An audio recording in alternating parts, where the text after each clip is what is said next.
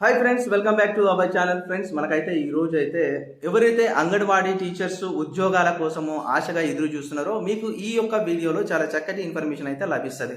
అంగన్వాడీ ఆయాలు, అంగన్వాడీ టీచర్స్కు సంబంధించిన రిక్రూట్మెంట్ ఎప్పుడు అని చెప్పేసి చాలా మంది మిత్రులందరూ చాలా ఆశ కొద్ది ఎదురు చూస్తూ ఉన్నారు చాలా దినముల నుండి. సో ఈ యొక్క వీడియో మొదటి నుండి చివరి వరకు చూడండి. అంగన్వాడీ ఆయాల యొక్క నోటిఫికేషన్ ఎప్పుడు వస్తుంది, అంగన్వాడీ ఆయాలు, అంగన్వాడీ టీచర్స్ యొక్క ఖాళీ పోస్టులు ఎన్ని ఉన్నాయి, అసలు రిక్రూట్మెంట్కు ఎన్ని సిద్ధంగా ఉన్నాయనేది మనం ఈ వీడియోలో మాట్లాడుకోబోతున్నాం. Let's starts now. వినండి, స్టోరీ ఏంటంటే మన తెలంగాణ రాష్ట్రంలో మన కాంగ్రెస్ ప్రభుత్వం ఏర్పడిన తర్వాత మనకు ఇంతవరకు కూడా ఎక్కడ కూడా అంగన్వాడీ కేంద్రాలను కొత్తగా నూతన భవనాలను నిర్మించాలనే ఆలోచన రాలేదు.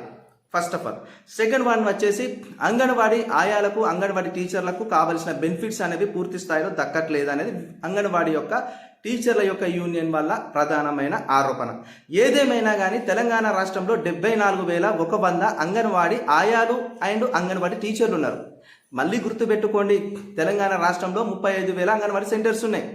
దాంట్లో పనిచేసే ఆయాలు, అదేవిధంగా అంగన్వాడీ టీచర్ల సంఖ్య వచ్చేసి మినీ అంగన్వాడీలతో కలుపుకొని 74,100 అంగన్వాడీ టీచర్సు అండ్ ఆయాలు ఉన్నారు. అంటే అంగన్వాడీ సిబ్బంది మొత్తంగా 74,100 ఉన్నది.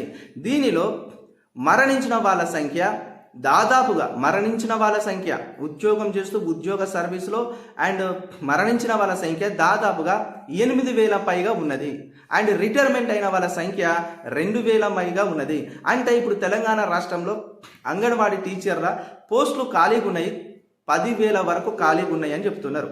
అయితే అంగన్వాడీ టీచర్లకు చాలా పనిభారం ఎక్కువగా ఉన్నది. వాళ్ళు కొన్ని సెంటర్లలో అంగన్వాడీ టీచర్సే ఉంటున్నారు తప్ప అంగన్వాడీ హెల్పర్స్ ఆయమ్మలు లేరు.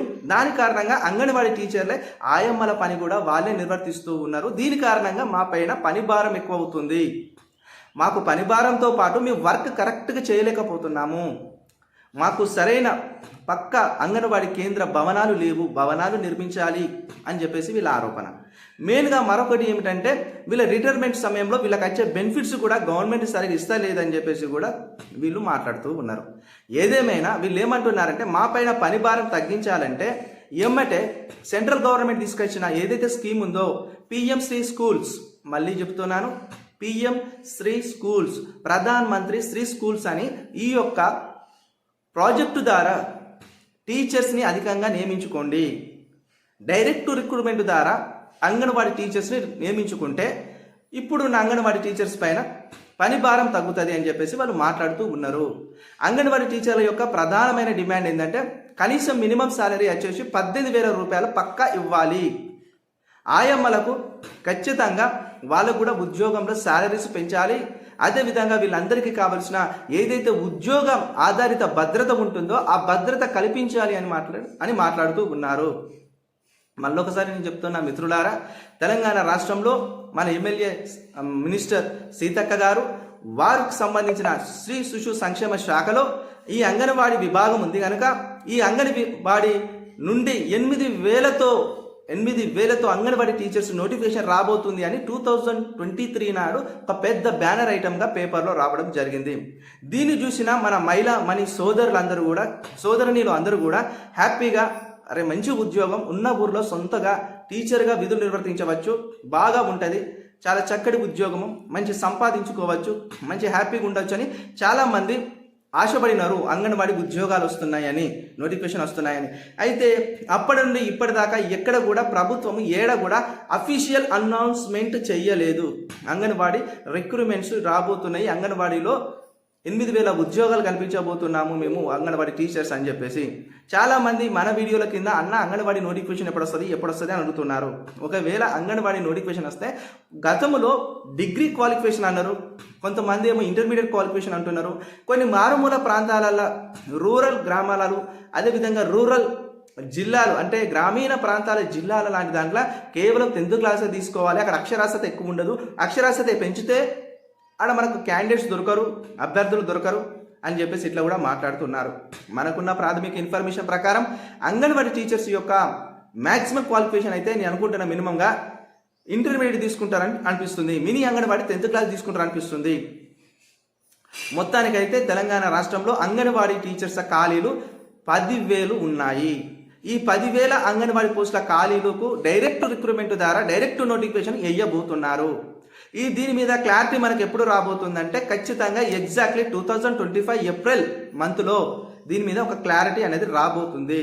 ఎందుకంటే ఈ అంగన్వాడీ అనేది మనకు తెలంగాణ అండ్ కేంద్ర ప్రభుత్వం యొక్క ఉమ్మడి ప్రాజెక్టు కాబట్టి మనకు తెలంగాణ సగం పేమెంటు, అదేవిధంగా కేంద్రం సగం పేమెంట్తో వీళ్ళ శాలరీస్ ఇస్తూ ఉంటుంది.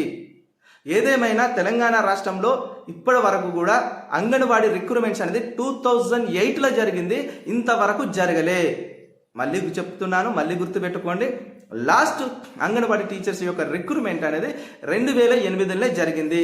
మళ్ళా తర్వాత ఎప్పుడు జరగలే. ఇప్పుడు 2025లో 10,000 నోటిఫికేషన్తో డైరెక్ట్ రిక్రూట్మెంట్లో అంగన్వాడీ టీచర్స్ పోస్టులు రింపబోతున్నారు. ఎగ్జాక్ట్లీ దీనిపైన మనకు ఇన్ఫర్మేషను ఖచ్చితంగా ఏప్రిల్లో రాబోతుంది. చాలామంది అంగన్వాడీ టీచర్ పోస్టు భర్తీ చేయాలని కూడా ఫైట్ జరుగుతుంది. అంగన్వాడీ టీచర్ల యొక్క ఏదైతే వాళ్ళ యూనియన్ ఉంటుందో వాళ్ళ యూనియన్ వాళ్ళు కూడా పేపర్లో చాలా ఆర్టికల్స్ రాస్తున్నారు, ప్రభుత్వం దృష్టికి తీసుకెళ్తున్నారు.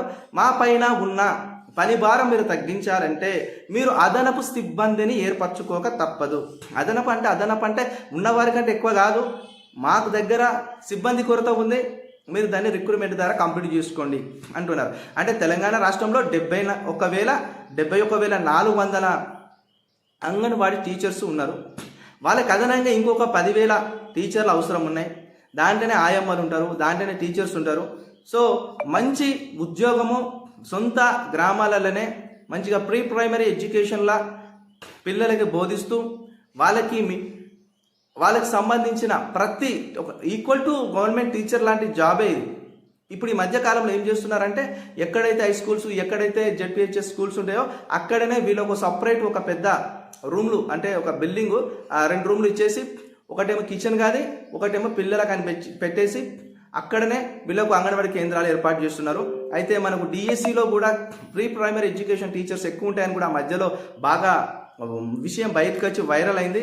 ఏదేమైనా ఏ విషయం రావాలన్నా మనం ఫస్ట్ ఆఫ్ ఆల్ దాని మీద పూర్తి ఇన్ఫర్మేషన్ తెలుసుకున్నాకని మాట్లాడే ప్రయత్నం చేస్తాను. ఆ విషయం పైన ఇప్పుడు మన దగ్గర ఉన్న ప్రాథమిక ఇన్ఫర్మేషన్ ఏంటంటే ఖచ్చితంగా 10,000తోని అంగన్వాడీ టీచర్స్ అనేవి రాబోతున్నాయి.